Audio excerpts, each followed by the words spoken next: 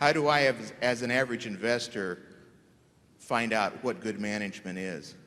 Well, I think you judge management by two yardsticks. One is how well they run the business, and I think you can learn a lot about that by reading about both what they've accomplished and what their competitors have accomplished, and seeing how they have allocated capital over time.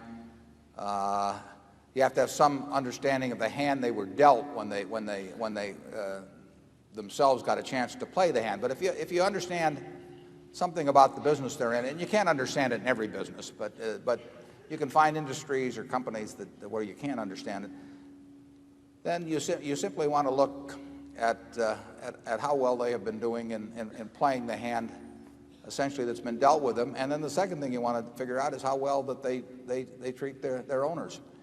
And I think you can get a handle on that oftentimes. A lot of times you can't. I mean, there are many companies that obviously fall in somewhere in that 20th to 80th percentile, and it's a little hard to pick out where they do fall. But I think you can usually figure out.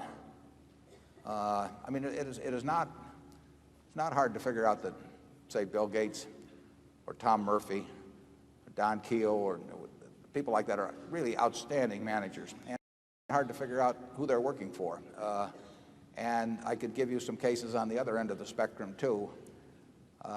It's interesting how often the ones that, in my view, are the poor managers also turn out to be the ones that really don't think that much about the shareholders too. The two often go hand in hand. But I think reading of reports, reading of competitors' reports, I think you'll get a fix on that in some cases. You don't have to, you don't have to make 100 correct judgments in this business or 50 correct judgments. You only have to make a few. And that's all we try to do.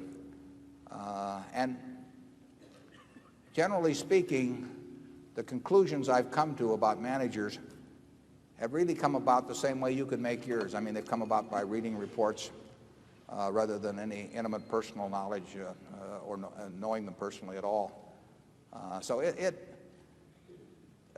read the proxy statements, see what they think of, see how they treat themselves versus how they treat the shareholders, and look at what they have accomplished considering what the hand was that they were dealt when they took over, compared to what is going on in the industry.